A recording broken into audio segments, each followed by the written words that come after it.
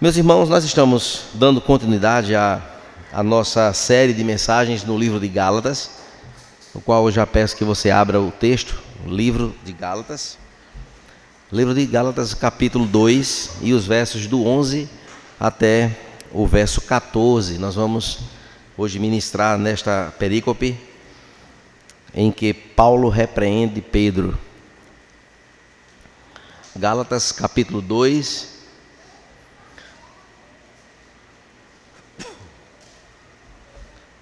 Gálatas capítulo 2, versos do 11 ao 14.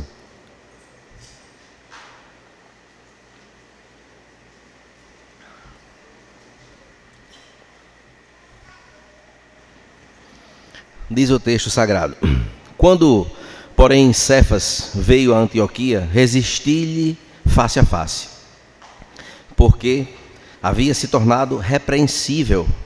De fato, antes de chegarem alguns da parte de Tiago, ele comia com os gentios.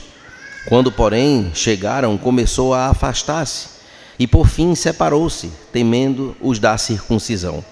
E também os demais judeus se fizeram hipócritas juntamente com ele, a ponto de o próprio Barnabé ter se deixado levar pela hipocrisia deles.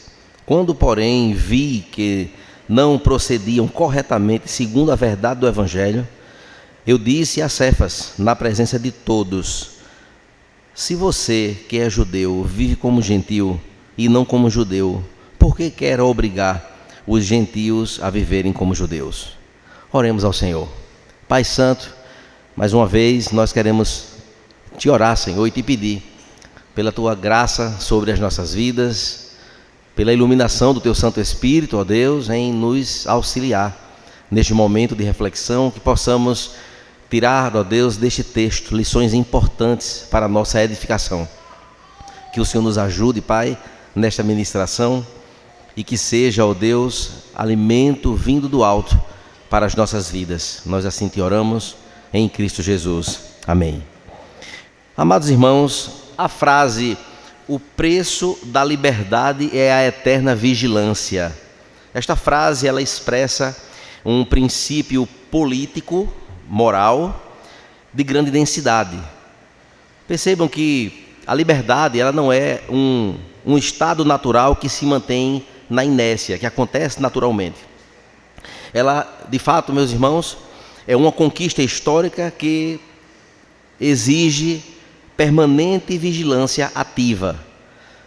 Esta frase ela foi dita por um advogado, Wendell Phillips, dos Estados Unidos, em uma reunião anti-escravagista, em 1852.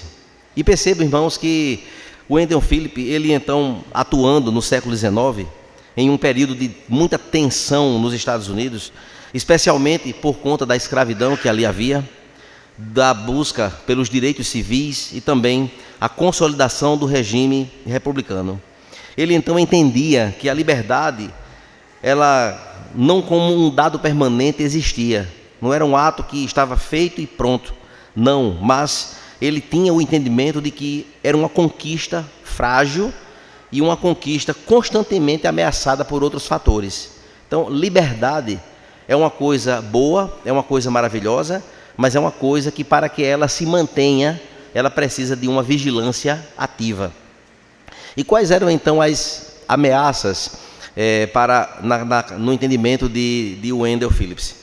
Era que a liberdade lá nos Estados Unidos, diante dos temas que foram aqui citados, havia exatamente a concentração do poder estatal, que era uma das ameaças, que aos poucos iam tirando liberdades das pessoas. Tinha também a complacência moral da sociedade, que iam permitindo. Tinha um outro inimigo à liberdade, que era o interesse econômico opressor. E, por fim, a erosão gradual das garantias constitucionais.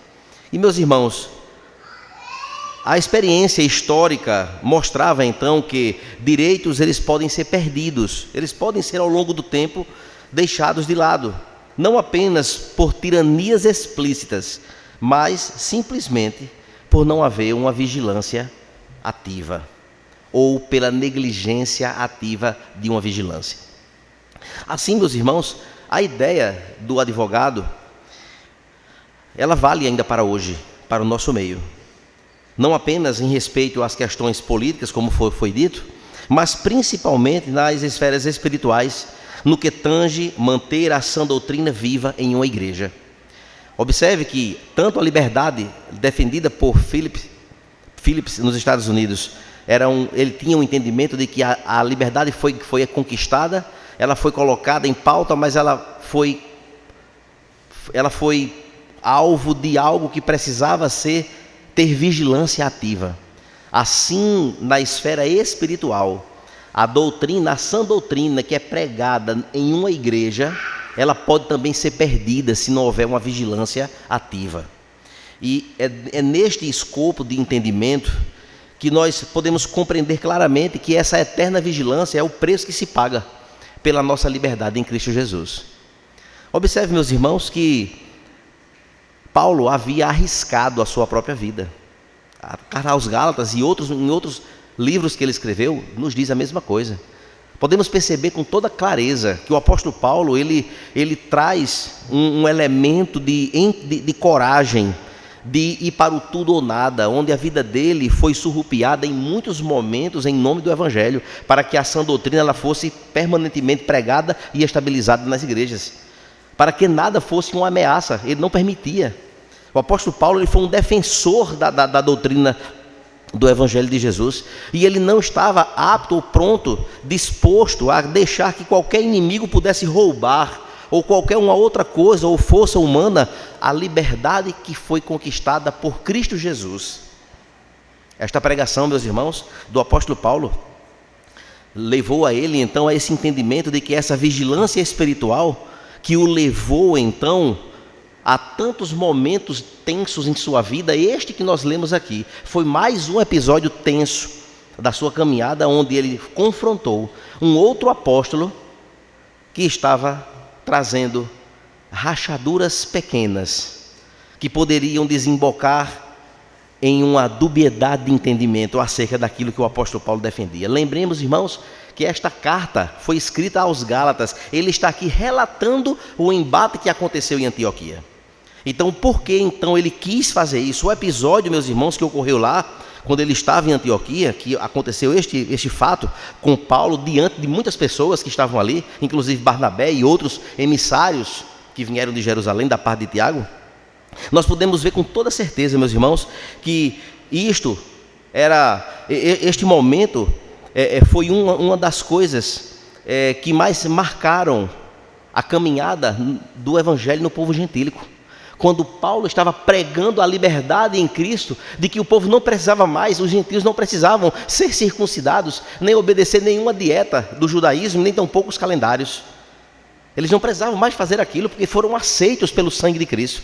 Agora fazia parte de um único povo, judeus e gentios, agora era um outro homem formado, era o povo de Deus, agora que em Cristo Jesus se tornou um só. Esta era a pregação do Evangelho de Paulo. E Paulo, meus irmãos, olhando para todo aquele cenário, conforme Atos capítulo 11, que vai nos relatar bastante sobre este laboratório, desta nova realidade que foi inaugurada em Cristo, onde todos agora podem sentar à mesa para comer igualitariamente, judeus e gentios, tirando toda a divisão, tudo aquilo que distanciava um povo do outro, estava agora, meus irmãos, sendo colocado à prova. Este contexto, então, ele é decisivo e importantíssimo, entendendo que a comunhão à mesa, meus irmãos, era um detalhe social importante. Era expressão visível da unidade soteriológica, ou seja, da unidade da salvação, onde agora gentios e judeus podiam sentar na mesma mesa, comer juntos, ter comunhão juntos, e isto, meus irmãos, era algo muito importante. Havia, de fato, quando sentavam-se à mesa, o reconhecimento mútuo de que agora eles eram membros agora de uma mesma aliança. Agora, o que um cria e o outro cria, agora se perde agora pela pessoa de Cristo, pois agora em Cristo não há mais nenhuma divisão étnica que os afastassem, mas sim eles eram um único povo. Havia também, meus irmãos, ao sentarem à mesa para comer, judeus e gentios, havia ali uma confissão prática de que a circuncisão ou outras coisas mais quaisquer distintas não fazia mais parte daquilo que dividia o povo de Deus. Paulo defendia isso. E defendia, meus irmãos, com a faca nos dentes. Ele defendia, colocando em risco qualquer crítica, qualquer coisa que pudesse vir para cima dele. Mas ele estava defendendo aquilo que ele recebeu de Cristo, que foi agora ser boca de Deus nos gentios. Quando o próprio Senhor Jesus, pelo seu imenso e grandioso poder, fez agora com que não houvesse mais distinção. Havia, meus irmãos, uma afirmação de que Cristo cumpriu as barreiras cerimoniais da lei. O ponto central, portanto, na defesa de Paulo nesse texto que nós lemos, foi um repentino afastamento de Pedro da mesa dos gentios. Porque Pedro agora estava vivendo lá junto dos gentios, e por conta do afastamento de Pedro, no momento em que outras pessoas vieram, houve uma mudança de comportamento de Pedro. Pedro estava sentado à mesa com os gentios. Quando chegaram agora outros irmãos judeus que chegaram lá, ele agora se afasta de onde ele estava. Essa mudança comportamental agora fez com que Paulo ficasse furioso, no bom sentido. Mas foi nada contra a pessoa, mas pela defesa do evangelho que ele pregava. Ele não poderia se calar. Ele tinha que se posicionar. E posicionamento, meus irmãos, custa caro. Se posicionar é uma coisa que custa caro. A coisa mais fácil que tem é o covarde aparecer. A covardia é uma coisa fácil de fazer. Mas posicionamentos firmes em defesa do que é legítimo é para poucos. E Paulo foi um desses aqui. Paulo não teve, como nós dizemos no nosso nordestinho aqui, nosso nordeste, não tinha papas na língua. Ele não queria nem saber se Pedro ia ficar chateado, se alguém queria ficar com raiva. Ele estava lá em defesa do que é certo, em defesa daquilo que ele defendia, em defesa daquilo que ele pregava, em defesa daquilo que ele buscava e defendia, porque foi Cristo quem o deu para que ele pudesse instruir as igrejas. Portanto, irmãos, se olharmos então para o texto, voltando ao texto, nós vamos perceber com muita clareza o relato do apóstolo Paulo, escrevendo aos Gálatas. Ele está agora contando uma história, porque pensemos no enredo do que nós já ministramos até aqui. O enredo é que o apóstolo Paulo agora está escrevendo aos Gálatas. Por quê? Porque tinham lá irmãos inimigos lá dentro, infiltrados dentro da igreja dos Gálatas, que não era uma igreja. Gálatas não é uma igreja como Tessalônica, como a igreja de Corinto, não, era um grupo de igrejas, 4 igrejas. Então havia 4 igrejas plantadas. E o apóstolo Paulo agora ficou sabendo de que tinha gente infiltrada, dizendo agora, olha, aquele evangelho que Paulo passou aqui pregando, aquele evangelho não é assim não. Aquele evangelho não está certo não. O evangelho que está certo, sabe qual é? Vocês gentios, vocês têm que se circuncidar, para vocês serem aceitos. Quando Paulo soube disso, escreveu a carta, desmanchando todo este erro, dizendo, vocês não precisam mais ser circuncidados, nem seguir nenhum tipo de rudimento do judaísmo. E ele fez isso com propriedade. Primeiro porque o próprio Jesus o mandou com esta mensagem, na plantação das igrejas. Mas depois, pelo concílio lá de Jerusalém, em que houve lá um acerto com os apóstolos, e ninguém tinha uma solução. Atos capítulo 11 vai nos dizer isso. E ele então agora, todo mundo corre para Jerusalém, para os pés de Tiago, não o apóstolo, mas Tiago, o irmão de Jesus, que era o presidente do concílio lá de Jerusalém. Foi ele que deu o veredito. Ele disse, não existe mais divisão, agora judeus e gentios sentam na mesma mesa, viu? Não precisa mais de gentios serem circuncidados, não precisa mais de cumprir calendário nenhum, não precisa mais de seguir dieta nenhuma, e ponto final, aqueles que creem em Cristo morto e ressuscitado, faz parte de um único povo que vai morar no céu. Esta foi a mensagem. Então Paulo estava convicto do que estava dizendo, para vir alguém agora e querer ludibriar a sua mensagem, distorcer a sua mensagem, fazer com que agora aquilo que ele pregou inicialmente nas igrejas perdeu valor. Paulo agora escreve a carta aos Gálatas. E aqui, qual é a razão? é agora trazer para os Gálatas um relato que aconteceu, da defesa que ele fez à sua mensagem, por conta de um comportamento errado, equivocado, do apóstolo Pedro, aquele que a Igreja Católica diz que é o Papa. Imagine, um Papa errando, um Papa decaindo numa situação dessa, numa covardia dessa. Compreende, irmãos, como é complexo? Mas observe o que é que o texto diz. Quando, porém, Cefas, quer dizer Pedro, não sei se a sua versão diz Pedro, na minha Cefas quer dizer Pedro, a mesma coisa. Portanto, porém, Cefas veio a Antioquia, onde ele estava na época, onde o Senhor mesmo levou ele por revelação, o apóstolo Paulo para lá. Resistir-lhe face a face. Sabe o que é resistir face a face, irmãos? É confrontar. É confrontar. Quer dizer, ei, o que é isso aqui? Isso aqui está errado, meu amigo. Somos apóstolos chamados por Cristo, mas está errado. Aqui não. Não. Essa conversa aí está errada. Que conversa é essa? Frontalmente e diante das pessoas. Não foi em particular escondido, não. Porque o que ele estava fazendo lá repercutiu para todos que estavam ali. Então a correção tinha que ser pública. Foi assim que aconteceu. E observe, meus irmãos, porque havia se tornado então repreensível. Meus irmãos, observem, queridos, que foi nesse momento da carta de Paulo, trazendo este relato, com a finalidade de defender a sua autoridade, tanto apostólica, como de igual para igual com outros apóstolos. Ou seja, tinha alguns lá de Gálatas dizendo que Paulo não era um apóstolo, sabe? Porque é diferente dos 12, né? E aí ele disse, como é? O que eu estou dando para vocês aqui, eu recebi do Senhor Jesus. E eu resisti ao apóstolo Pedro, que andou com Jesus, que andou por cima das águas. Eu resisti frontalmente diante de todos, em defesa da mensagem verdadeira e genuína que o Senhor Jesus mandou pregar. Observe, meus irmãos, que ele expôs ali também, no seu confronto, em resistir-lhe face a face, ele expôs ali a gravidade do legalismo que Pedro estava querendo ali se comportar.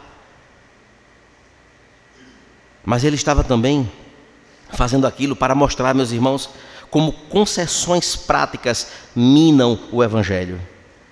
Por isso que temos que ter vigilância ativa e constante. Igreja que começa introduzindo coisinhas, abrindo concessões. A doutrina não é mais aquela. Não, veja só. Não, mas é porque o irmão ali ele não tem problema não. E vai, leva e ajeita daqui, ajeita dali. Daqui a pouco, meus irmãos, não tem mais essa doutrina. Daqui a pouco acabou. É somente um grupo de gente que gosta de oba-oba e não aceita mais a mensagem do Evangelho. O apóstolo Paulo, ele deu um chega nisso, nesse comportamento. Ele precisava ensinar ali, diante de todos, que a liberdade cristã exige esta vigilância, e ele estava ali como atalaia, com antenas ligadas. É irmos para um determinado local, evangélico às vezes até. Não é para dizer amém a tudo não, meu irmão, só se estiver certo. Se tiver tudo correto, amém. Se não tiver, é a espinhazinha do peixe, joga fora. Fique só com a carne. É estar na internet aqui, ó. Só porque dá glória a Deus, porque é do chamado e popular mistério. Vamos curtir tudo, está tudo certo. Nem sempre, meus irmãos. Nem sempre a gente está curtindo o que é certo. Vamos ser que nem Paulo. Se tiver de dizer alguma coisa, não bota coraçãozinho não. Porque coraçãozinho, curtida, nem é risada, nem é chateação, nem é reclamação, nem é nada. Uma curtida é o quê? É uma aprovação. Quer falar alguma coisa ali? Vá para o comentário e bota, não concordo não, isso aí está fora da Bíblia. Faça isso. Aí Deus vai ser exaltado e vai ser glorificado. Mas dizer sim a qualquer coisa, só porque está ali bonitinho ali, amém? Não, não é assim não, irmãos. O apóstolo Paulo deixa muito claro o seu recado aqui. E isso aqui não é legalismo não, isso aqui é defesa, a centralidade do Evangelho. É centralidade do Evangelho na mesa, sendo defendida principalmente pelo apóstolo Pedro, que era um dos apóstolos. e agora se comportando de forma equivocada. Opa, peraí, não, vamos para cá. E aí, meus irmãos, o objetivo então da repreensão de Pedro, meus irmãos, não é biológico, não é biográfico, não é étnico, não, é teológico e pastoral. A repreensão dele é neste cunho, de forma pública, para que a sua defesa fosse vista por todos aqueles que estavam naquele momento. Pedro, então, ele havia, meus irmãos, se tornado repreensível, assim diz o texto do verso 11. Mas, e o que é ser repreensível? É estar aberto a receber uma repreensão. Quando se faz algo errado, a pessoa deixa de ser irrepreensível para ser repreensível.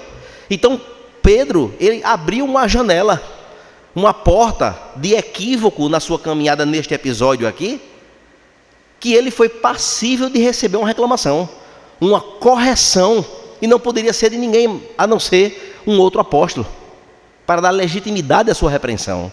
Amados irmãos, percebam, queridos, que a própria Escritura diz o contrário, que nós devemos ser irrepreensíveis, conforme 1 Timóteo, capítulo 3 e o versículo 2. Ou seja, deve ter uma conduta inquestionável. Pedro era para ser o mesmo, continuar sentadinho na mesa com os gentios, comendo carne de porco, orelha de porco, seja lá o que fosse, tudo tranquilo, tudo normal, na presença ou na ausência de quem quer que seja. Mas ele tomou uma atitude diferente. Ele tornou-se agora repreensível, quando a palavra de Deus diz que nós devemos ser irrepreensíveis, sem manchas morais, que possam ser justificadamente criticadas. Meus irmãos, Pedro, queridos, ele aparentemente, ele estava cometendo um erro tão grave, que Paulo se sentiu compelido a confrontá-lo, encorajado a confrontá-lo. Agora, na nossa vida, quando nós estamos com irmãos queridos e amados, seja lá onde que momento for, nós temos tido esta mesma coragem de, ao ver uma coisa errada, ir lá e dizer: ei, meu irmão, peraí, isso aqui está errado, isso aqui está fora. A gente tem feito isso? Então a gente não pode nem criticar Pedro. Posso nem me colocar no lugar de Paulo aqui, se nós, irmãos, cometemos às vezes somos tentados a cometer as mesmas coisas. Muitas vezes nós abrimos a porta da nossa casa para acolher coisas que não são para a glória de Deus. Às vezes a nossa roda de amigos do trabalho é ali apresentado algo ali, e nós não estamos sendo como Paulo, para repreender e dizer: isso aqui está fora, isso aqui está errado, meu. Acabe com isso, viu? Resolva isso aqui não faz parte do nosso cardápio, e tire isso aqui da pauta. Irmãos, nós somos cristãos, irmãos, nós somos chamados por Deus para viver para a sua glória.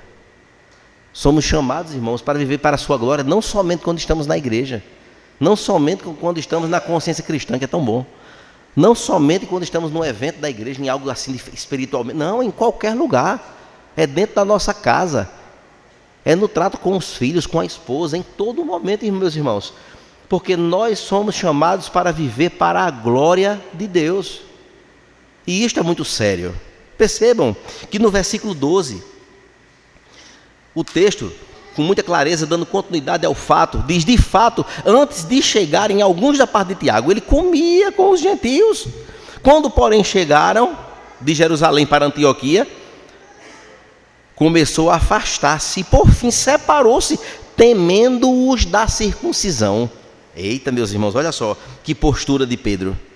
O versículo 12, queridos, revela exatamente aquele apóstolo fraquejando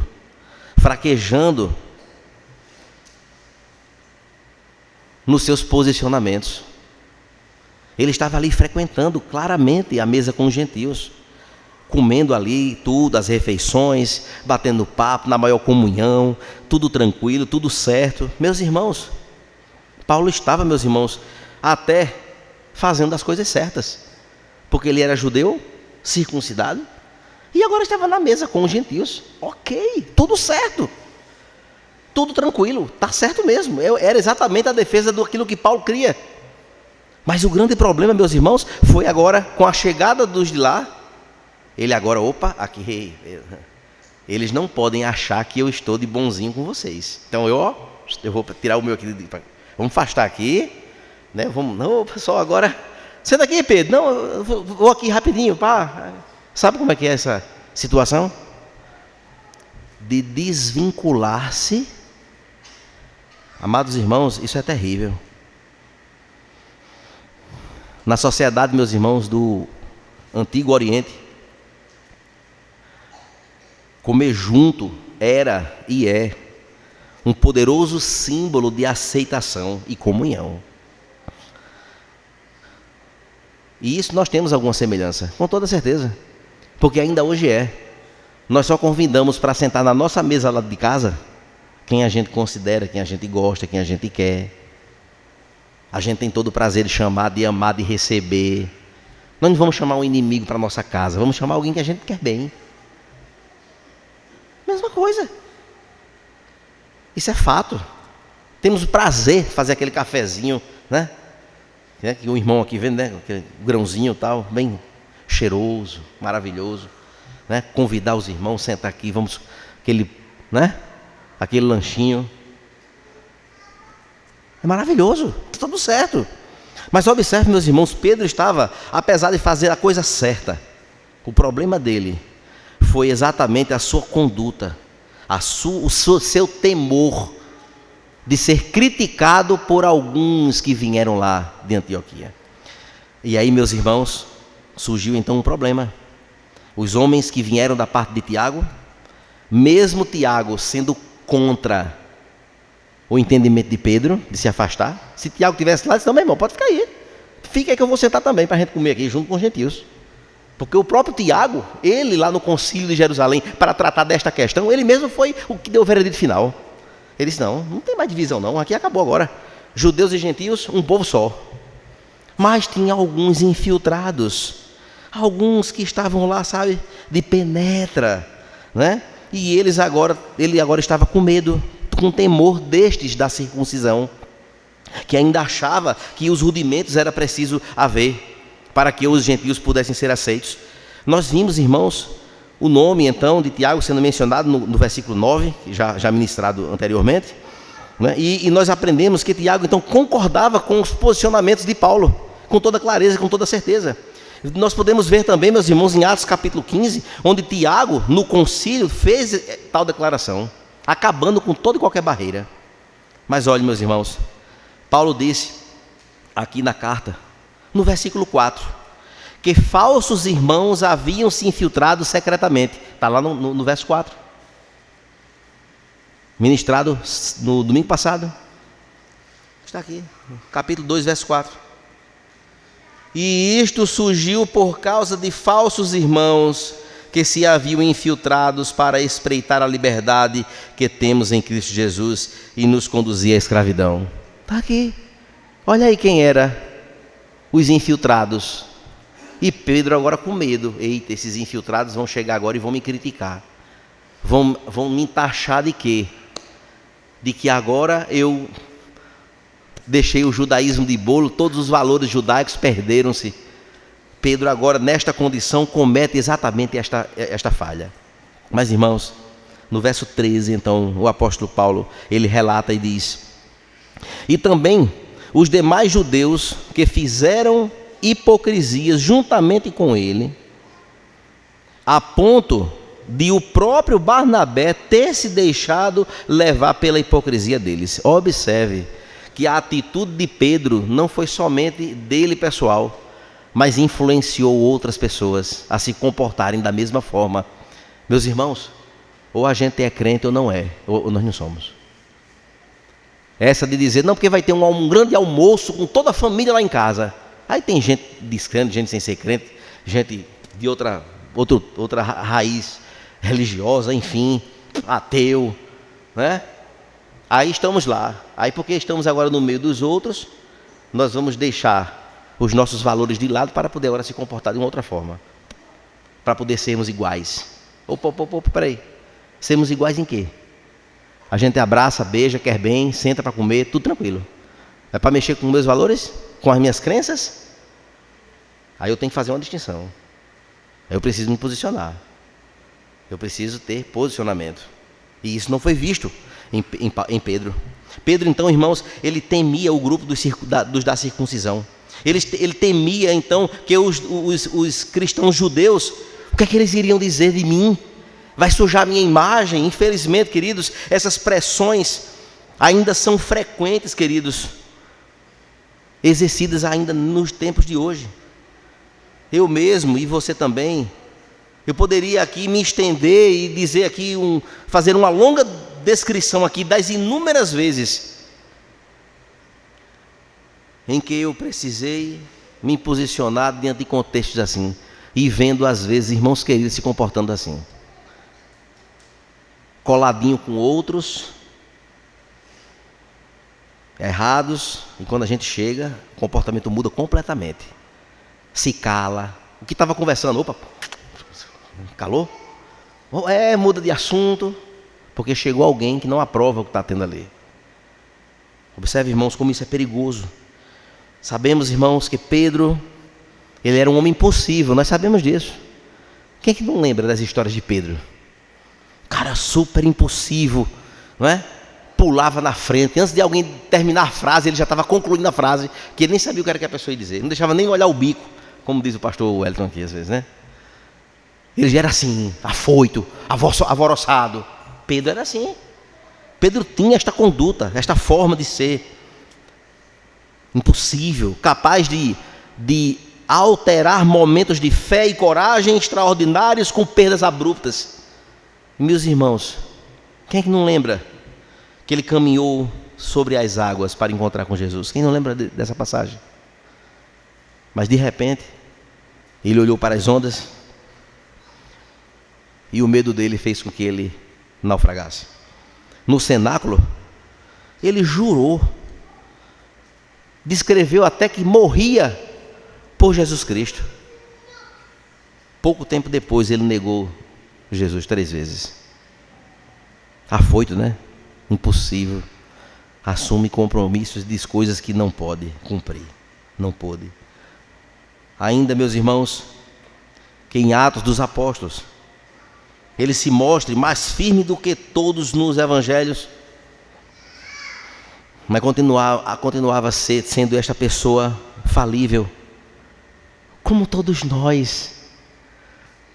Nós não podemos, irmãos, criticar Pedro. Não podemos. Porque se brincar, nós nos deixamos ser levados por coisas assim que Pedro mesmo fez. Mas isso não é motivo de orgulho para a gente, mas motivo de vergonha. Deveríamos chorar pelas nossas fraquejadas e não dizer que é assim mesmo. Pedro que era Pedro fazia, por que é que eu não posso fazer? Atitude reprovável por um mensageiro do próprio Cristo, que comissionou Paulo, e Paulo, antena ligada, quando viu o errado, confrontou frontalmente diante de todo mundo. Meus irmãos, Gálatas capítulo 2, queridos, demonstra claramente que a sua recaída foi motivada pelo medo. Pedro foi medroso naquele momento, se sentiu inseguro. Ele deixou de participar das refeições juntamente com aquele povo cristão comprado pelo sangue de Cristo, gentios, e se afastou deles. E a sua atitude teve desdobramentos, porque ali ele expôs a sua hipocrisia, ele expôs ali a sua falibilidade. Ficou feio para ele. Ele ficou agora um cara, passou uma vergonha de graça, porque agora os gentios que estavam com ele viram a repreensão de Paulo, como também aqueles que vieram lá de Jerusalém, dos da parte da circuncisão, os falsos irmãos, estavam ali agora naquele momento, vendo agora Paulo ser colocado no canto da parede, com uma argumentação segura e firme do apóstolo Paulo. Observe, meus irmãos, essa hipocrisia foi trazida à baila. Ele foi exposto. Ele desfalcou, meus irmãos, aquilo que ele poderia estar seguro doutrinariamente diante daquela situação. É alarmante, queridos, como a defesa da verdade bíblica pode ser usada para encobrir desobediências práticas. A segunda coisa, meus irmãos, que houve de desdobramento para Pedro foi que a sua postura influenciou Barnabé e outros que estavam com eles ali, sentados na mesa com os gentios.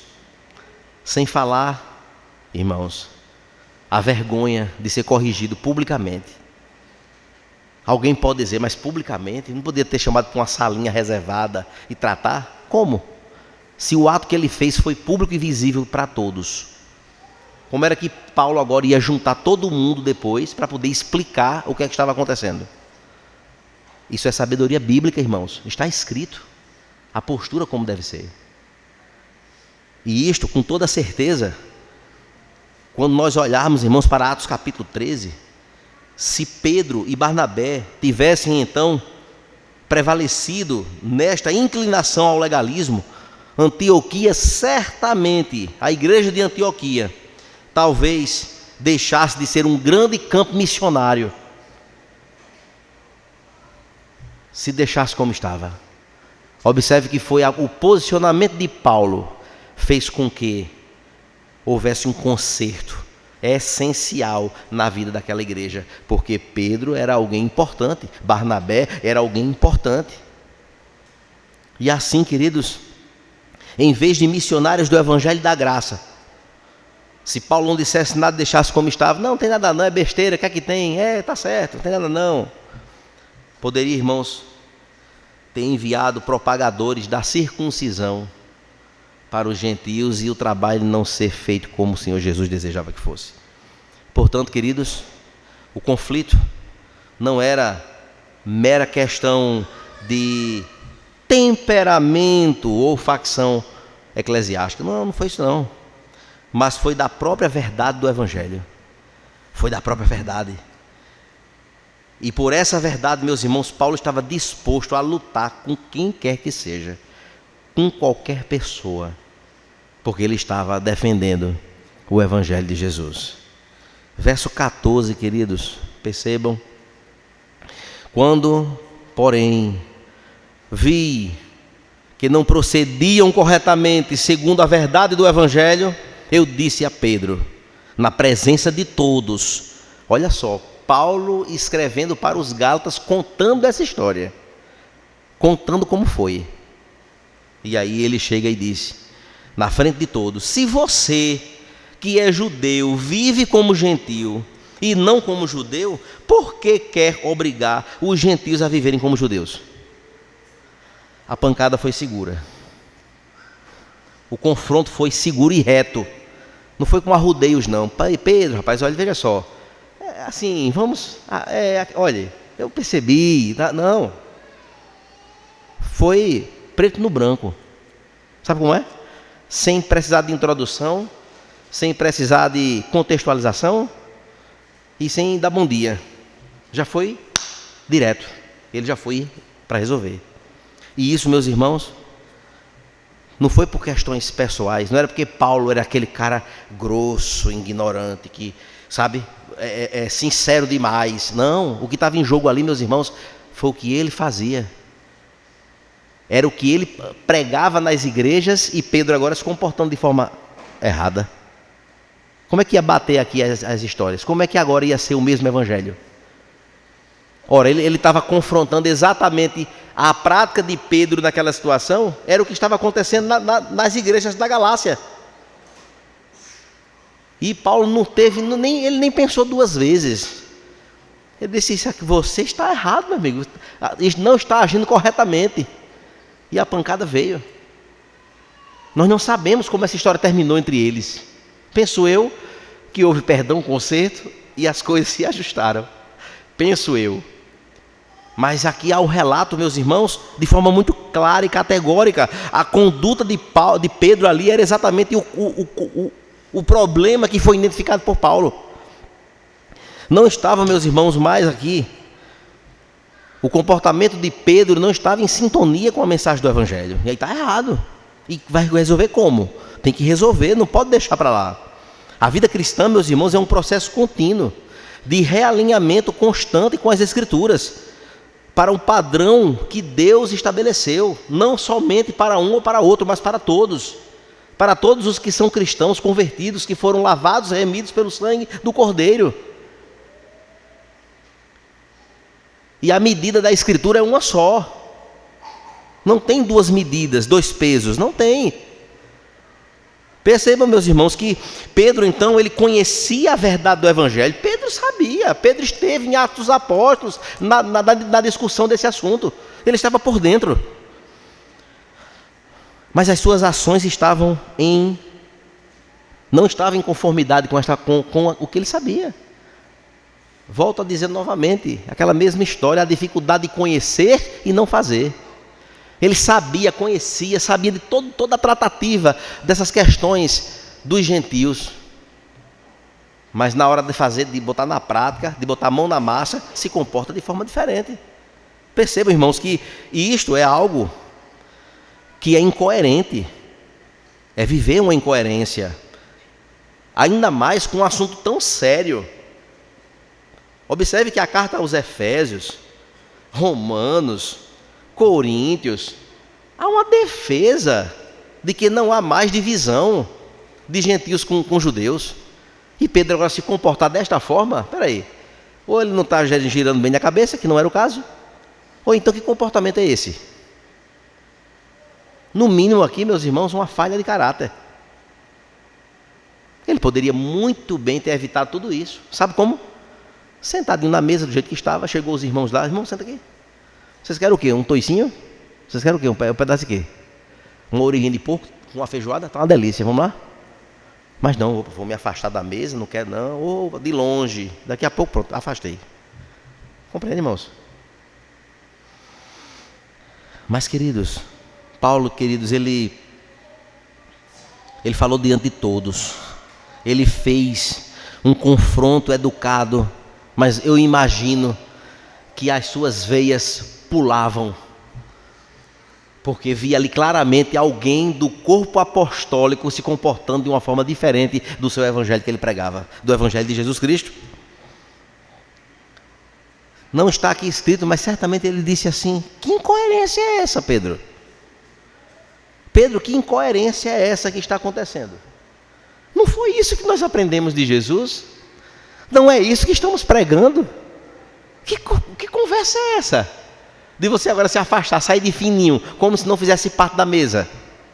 Não, venha para cá, vamos resolver aqui. Como eu falei, não sabemos o final da história.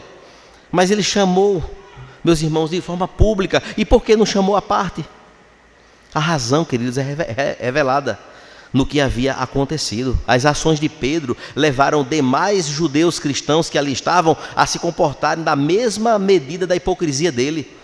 Significava então que Paulo teve um acesso, aliás, um acesso à informação do Evangelho, havia se comportado diferente. Não é que aqui houve uma briga, uma confusão, não, mas houve um confronto. Um confronto com a mensagem do Evangelho na mão e no coração. E aí, meus irmãos, as coisas precisaram ser resolvidas ali diante de todos. Mas um pecado público, queridos, diante de todos, exigia um confronto público também, com as mesmas pessoas, para que a verdade do Evangelho ela fosse preservada diante de todos também, de todo mundo, para que ninguém saísse daquele ambiente pensando que, eita, tu viu? Tu viu que Paulo prega diferente de Pedro? Que é outro evangelho, que Pedro se comporta de um jeito quando Paulo prega outro. Tu viu como é? Eita, e agora? E agora quando eles estiverem juntos, quem for pregar, vai pregar como? Vai ser diferente? Não, não pode ter duas mensagens. A mensagem central é única. O evangelho de Jesus, meus irmãos, é um só. É o Deus que amou o povo, o seu povo, espalhado na face da terra. E ele sendo o Cordeiro de Deus que veio ao mundo para resgatar o seu povo, para de uma vez por todas ser o sacrifício, se fez pecado e maldição no nosso lugar. Esta é a mensagem. E que agora todos aqueles que creem em seu nome e se arrependem, e por fé, pela graça de Deus, é salvo. Independente se é judeu, se é gentil. E Jesus morreu e ressuscitou ao terceiro dia, e à destra do Pai está. E prometeu voltar para nos buscar. Esta é a mensagem, não pode ser diferente. Veio para servir e não para ser servido. Esta é a mensagem. Se vier um evangelho diferenciado, é anátema. O próprio Paulo disse: se descer um anjo com um evangelho diferente desse, é maldição. Para Pedro agora se comportar dessa forma, ainda influenciando outros? Não, Paulo não podia deixar barato não, meus irmãos. O confronto foi público, necessário. Observe o que Pedro então ensinou a Timóteo, no capítulo 5, os versos 19 e o verso 20. Não aceite acusação contra um presbítero, a não ser que haja 2 ou 3 testemunhas. Quanto aos que persistirem no pecado, repreenda-os na presença de todos, para que os demais temam. É o que está escrito. Jesus ensinou também em Mateus 18, que aquele que se recusa a se arrepender do pecado, devem ser levados perante a igreja. Paulo ensinou aos Coríntios, primeira carta, capítulo 5, que aqueles que se envolvem em pecado sem arrependimento devem ser afastados. Observe, meus irmãos, que existe uma medida para isso aqui. E isso é algo tão importante, queridos, de percebermos. Não para ridicularizar ninguém, não é isso, a ideia não é essa. Mas a ideia é que disciplina eclesiástica é um elemento importante. É um elemento importante na igreja e tem que funcionar. Se não deixa de ser igreja. Para concluir, meus irmãos, me estenderei um pouco sobre alguns pontos.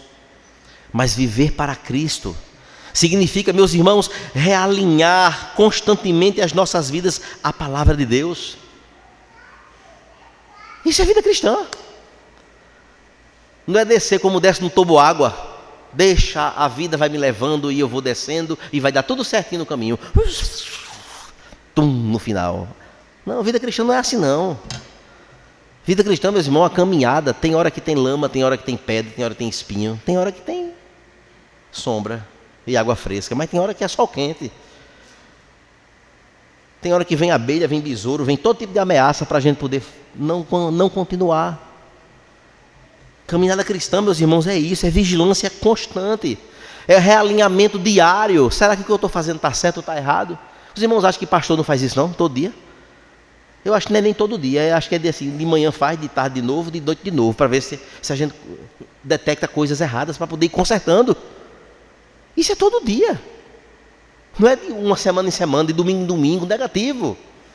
É realinhamento, meus irmãos. Viver para Cristo, viver vida cristã é realinhamento continuamente das nossas vidas à sua palavra. Podemos, irmãos, sofrer pressão para afastamentos da verdade do Evangelho e seguirmos tradições. Se brincar, nós sofremos essas pressões. Mas quais serão os nossos posicionamentos? Podemos, irmãos, sofrer pressão para nos conformarmos com coisas erradas da igreja, se houver. Não, mas vamos deixar para lá. O irmão é tão bonzinho, a gente gosta tanto da irmã. Meu irmão, é por isso que pastor é uma figurinha meia azeda. Não é? Porque às vezes diz não para determinadas coisas. E não é compreendido. Porque o interessante nos dias de hoje é aquele líder banana, sabe? Tá tudo bem. O que é que tem? Deixa, tá tudo certo. E a igreja, olha, lotada, porque não tem regra, não tem nada. E onde não tem regra e não tem regulamento, pô, faz festa. Mas esse púlpito aqui, esse microfonezinho aqui novo que botaram hoje aqui, ó, maravilhoso. Acho que o pastor Hélio deve estar contente de morrer, né? Ele vai sonhar com esse microfone hoje de noite, né? Precisa ser usado, meus irmãos, para a defesa do Evangelho. Deve ser usado aqui para que esse livro aqui, que você tem um igual, seja a bússola das nossas vidas.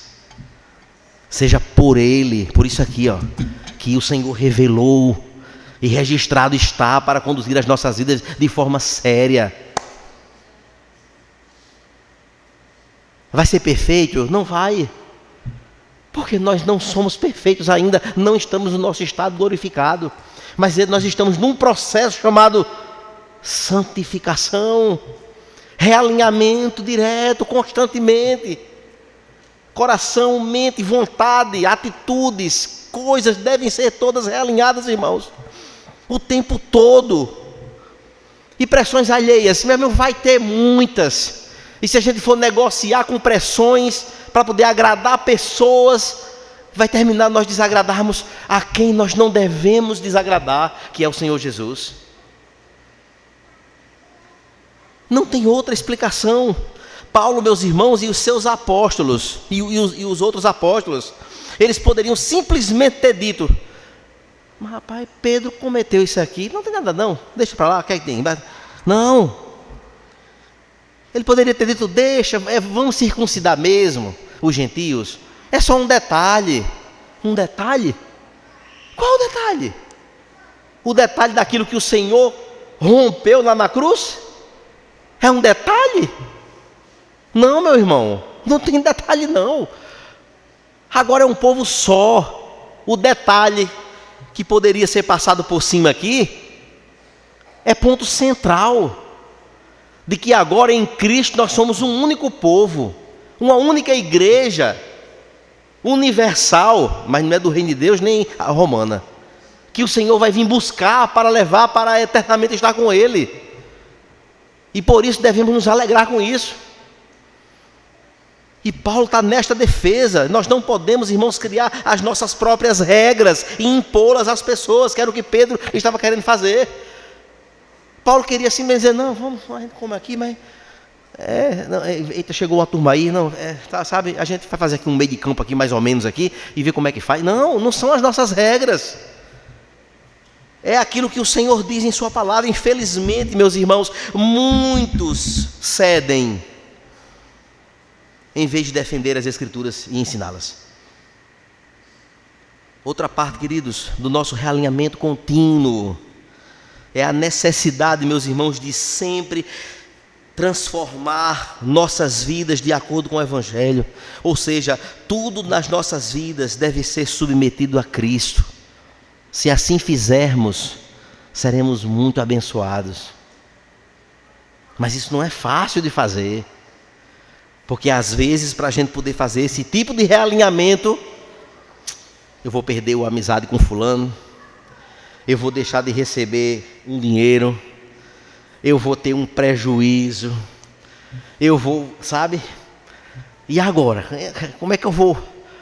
Eu vou batalhar tanto na vida para poder esse mês sobrar uma laminha, mas se eu for dizer a verdade aqui, nem essa laminha vai ficar. E agora? Meus irmãos, eita vida cristã, maravilhosa, mas desafiadora.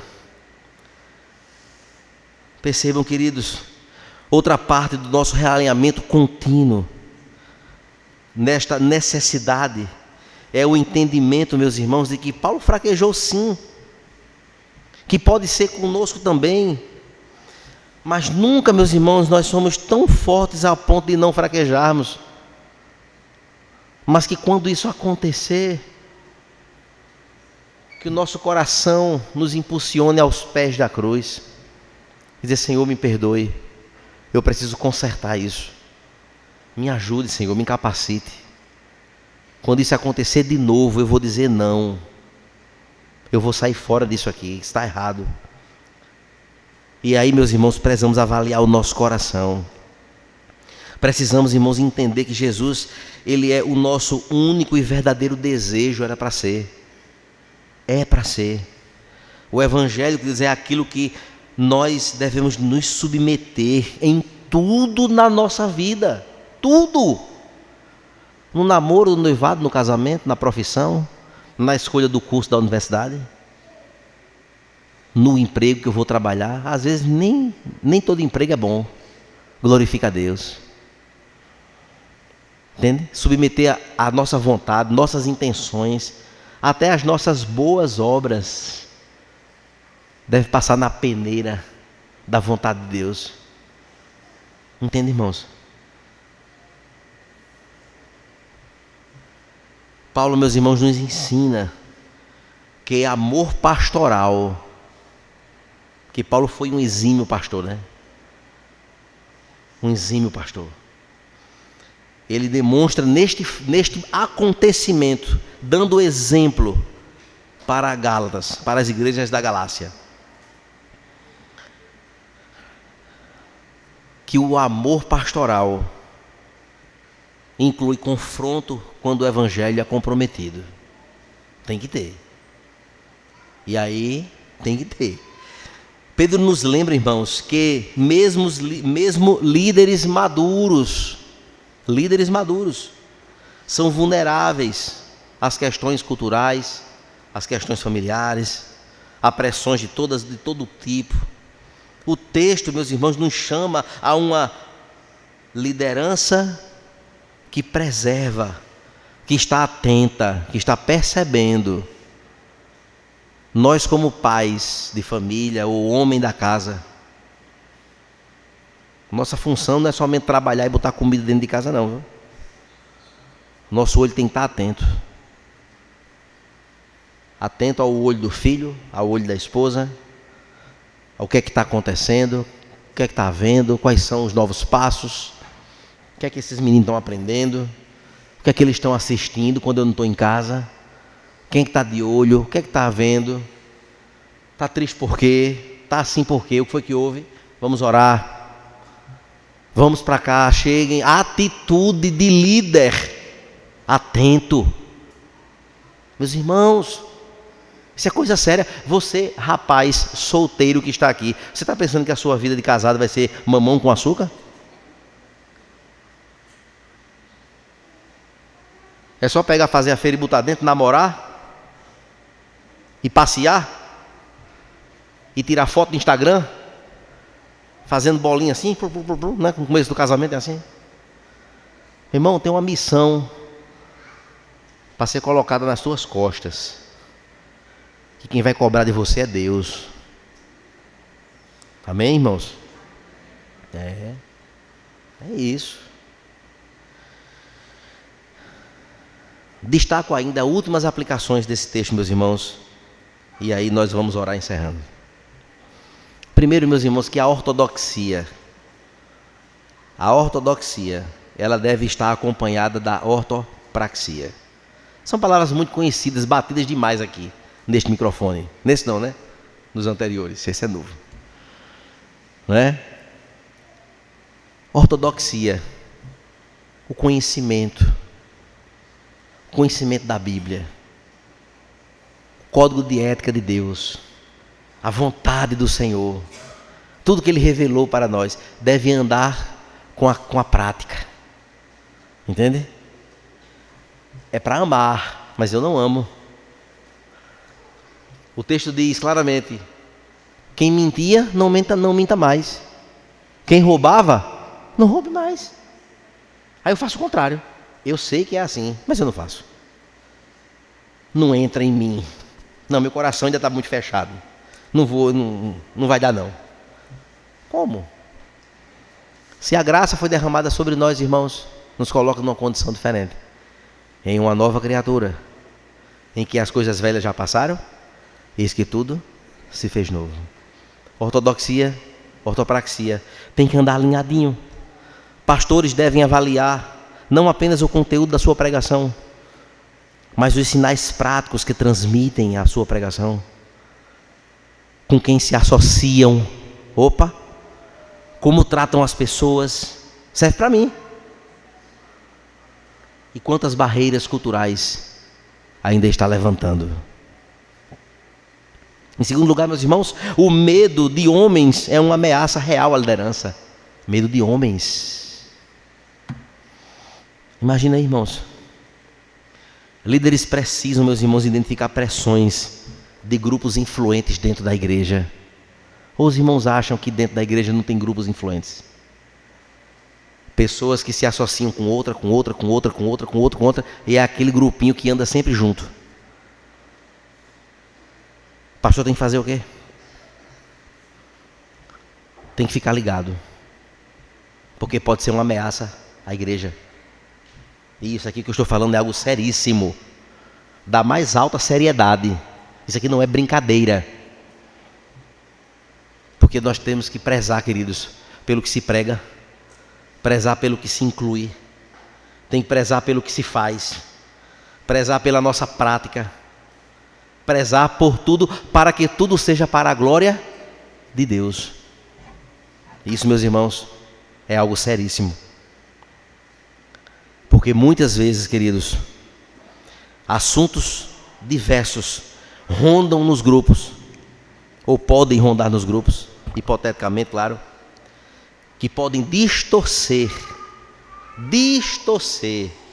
o que se prega, a sã doutrina da igreja. Terceiro lugar, meus irmãos, hipocrisia é evangelicamente destrutiva. Toda prática eclesial, queridos, que se cria, crentes de primeira e segunda classe, olha só. Um dia desses apareceu uma igreja aí, né? Crentes de primeira classe, sentava-se nas primeiras cadeiras. E as de segunda classe, do meio para trás. Isso não existe, irmãos. Que coisa é essa? Quer botar uma divisão como judeus e gentios, né? De novo, voltar ao tempo?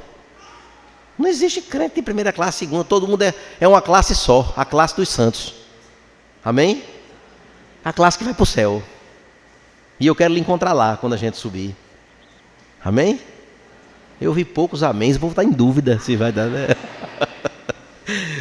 Meus irmãos, em quarto lugar, queridos, o erro de um líder influencia a muitos. O erro de um líder pode influenciar negativamente, destrutivamente, a muitos outros. Nós temos muitos departamentos na igreja aqui, muitos. É uma vigilância a mais que o pastor tem que ter. Olha aquele monte de grupo de WhatsApp, cada um com suas funcionalidades, antenas ligadas 24 horas. Entendeu? Qualquer fumaça tem fogo, corre para cima. Cadê o extintor? Foi que houve? Para que os efeitos sejam os menores possíveis. Viu o que Paulo fez? Paulo não viu uma fumaça não, ele viu foi um fogaréu, uma chaminé dessa grossura assim, no meio daquela história lá. Ele, apaga o fogo, que conversa é essa? Poxa, que moído, tá, que Pedro, que é isso? É assim, irmãos. E veja o quantos ele estava influenciando negativamente, de forma errada, para o erro. Não, a gente tem que ter cuidado, meus irmãos, e me ajudem nisso. O erro de um líder influencia muito. Os pecados públicos de líderes, irmãos, exigem correção proporcional, com amor. Com amor, precisa ter. Em quinto lugar, o confronto público, ele, quando for necessário, meus irmãos, diz respeito à disciplina eclesiástica. Não é vingança pessoal, mas é presença de Deus na igreja. É zelo por aquilo que é íntegro, o evangelho. Na consciência cristã, que eu estava lá hoje, não recordo bem se foi ontem ou foi hoje, mas houve uma fala de um palestrante, que é tanta informação que eu não sei detectar qual foi especificamente. Mas disse, quando a disciplina eclesiástica se ausenta da igreja, Deus não está nela. Irmãos, como isso foi forte. Eu, que sou pastor de igreja, quando eu ouvi aquilo, as minhas bases se estremeceram todas. Eu digo, meu Deus, que verdade profunda.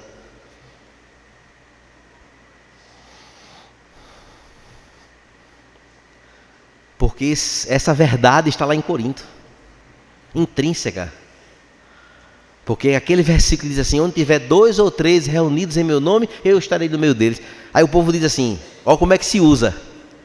Olha a forma errada da interpretação. Culto de oração, 5 pessoas. Ó, irmãos, né? Não tem problema, porque Jesus disse que onde tiver 2 ou 3 reunidos no seu nome, eu estarei no meu dedo. Então só tem 4 aqui, está maravilhoso. O culto está acontecendo e Jesus está no meio. O contexto não é esse. O contexto desse versículo é tratando sobre disciplina eclesiástica. Foi a repreensão que veio pesada lá em Corinto, lá contra um acontecimento impuro que havia dentro da igreja. Aí o Senhor Jesus disse: onde estiver 2 ou 3, ou seja, onde estiver acontecendo disciplina eclesiástica para resgate do faltoso e para a integridade do evangelho, eu estarei no meio deles. Em outras palavras, uma igreja que não tem disciplina eclesiástica funcionando adequadamente, ele não está presente. Amados irmãos, isso deve nos levar a entender, queridos, que o critério utilizado pela Escritura é algo redentivo. É algo redentivo. Em prol da exaltação ao nome de Deus, ao nome do Senhor. E queridos, em sexto lugar e penúltimo, unidade verdadeira, meus irmãos, é central no Evangelho. A igreja deve resistir a todo legalismo cultural, todo tipo, vestimenta, etnia, status social, finalidade, cargo, pelo amor de Deus. Se a igreja, meus irmãos, entrar por esta viela, vamos ter seríssimos problemas. Não podemos, irmãos, condicionar a nossa comunhão a nada. Nada. O que é que nos condiciona a comunhão? É o sangue de Cristo. Mais nada. Não pode ser outra coisa. Precisamos, irmãos, ser de fato uma igreja acolhedora. Porque o Evangelho é acolhedor. Percebam que em toda a narrativa bíblica que trata da pessoa de Cristo, em alcançar vidas, em perdoar pecados e salvar vidas, nós vamos ver claramente pessoas de todas as esferas, da mais baixa à mais alta. Porque o que o Senhor está fazendo pelo seu Santo Espírito, meus irmãos, é reunir a sua igreja que vai ser levada para a eternidade com Ele. E por último, a verdade do Evangelho, meus irmãos, ela é inegociável. Inegociável. Não tem duas conversas, meus irmãos. Pastores precisam discernir entre questões secundárias, tá? E questões centrais. Quando a suficiência de Cristo ela é ameaçada, a postura deve ser firme. Queridos, isso não serve só para o pastor, serve para todos. Todos nós sabemos o que é secundário e o que é essencial. Um casamento, meus irmãos, é algo essencial na vida de um homem e de uma mulher, sim ou não? Sim. Aí não, mas vamos negociar porque o rapaz aqui, sabe, que eu conheci um rapaz, pastor, é tão bonito. Sol se ouvindo. É lindo. Teme a Deus? Não, então não. Mas pastor, se o senhor vê o carro que ele anda, é crente? Não. Não. Mas o emprego dele, o senhor está por fora do salário do rapaz. Ele teme a Deus? Não. Então é não. De mim nunca vai ter um sim, meus irmãos. Já estou logo dizendo aqui a todo mundo. Seja ele, seja ela. Sabe por quê? Porque a palavra de Deus é quem nos diz. Eu preciso ensinar o que a palavra diz. Então, rapazes da igreja aqui, moças, podem até namorar com quem não é crente. Mas quando disser assim, está namorando, tá, eu chamo para dizer, como já fiz muitas vezes. Eu digo, olha, o que você está fazendo é pecado. Você quer ficar nessa afirmação? O que é que eu lhe mostro na Bíblia? Eu lhe puxo aqui agora para Deuteronômio 7 aqui, para você ler todinho. Quer ler para eu escutar? Quero ler, então lê aqui. Assim funciona. Porque o meu dever não é negociar coisas essenciais, mas é dizer a verdade. Você veio para cá para quê? Para ouvir a verdade, meu filho? Foi. Então a verdade você vai ouvir. Não, mas painho deixou. Problema de seu papai. Quem vai levar você para o céu não é o seu pai. Quem vai levar você para o céu não é a sua mãe. Quem vai levar você para o céu é Jesus Cristo. Aí você escolhe qual caminho que você quer tomar. É simples. É simples de entender. Pastor, é muito chato. Meu irmão, se você estiver esperando complacência com aquilo que é errado, de minha parte não vai ter. Só se eu não perceber, der um branco assim e eu disser sim quando era para dizer não. Porque, meus irmãos, isso é prezar pelo bem. É prezar pelo futuro de um casal que vai ser uma família. Aí hoje uma palestra maravilhosa hoje de manhã lá em Campina Grande sobre legado. Qual é o legado que a gente vai deixar para outra geração? Qual é o legado? Qual é o legado, meus irmãos? Não é porque meu avô errou, meu pai errou, eu também vou errar? É o Evangelho de Jesus que está aqui mostrando aqui para nós aqui, claramente. O efeito dominó, sabe como é, né? Os dominó tudo em pezinho. Derruba a primeira pedrinha, aí faz o que com as outras? Cai tudo. Amados irmãos, se você está hoje aqui, de repente na sua família vem uma geração, de outra geração, vivendo de forma descuidada em relação aos preceitos da Escritura, seja você a pedrinha do dominó que não vai cair junto dos outros. Essa vai ficar aqui. Pronto, daqui para frente não cai mais. Isso é sério. Estamos falando, irmão, de legado para a glória de Deus, de eternidade, de coisas eternas. Isso não é secundário, isso é essencial. Isso é prezar, é zelo. E assim, meus irmãos, devemos ser como Paulo. Como Paulo. Que quando vê o erro, epa, vem cá, isso aqui está errado. Opa. Não, filho, vamos consertar. Vamos consertar porque a gente tem que fazer a vontade de Deus. Entendeu, filho? Vamos fazer assim, dá certo. Vai ser bênção para a sua vida. Não é? E nós precisamos nos render a isso. Nos render, meus irmãos, a estes preceitos. A ter nesta narrativa de hoje o exemplo de um homem corajoso que não pensou duas vezes na hora de defender a mensagem do Evangelho, mesmo sendo aquele que fraquejou outro apóstolo. Não teve briga, não teve soco, não teve puxa-vanco de cabelo, não teve nada disso aqui. Mas houve um realinhamento daquilo que Jesus estabeleceu para que assim fosse. E tem que ter alguém, sempre tem que ter alguém levantado por Deus para dizer não quando as coisas estiverem erradas. E aqui foi Paulo, o exemplo. Que a nossa voz, irmãos, seja usada por Deus.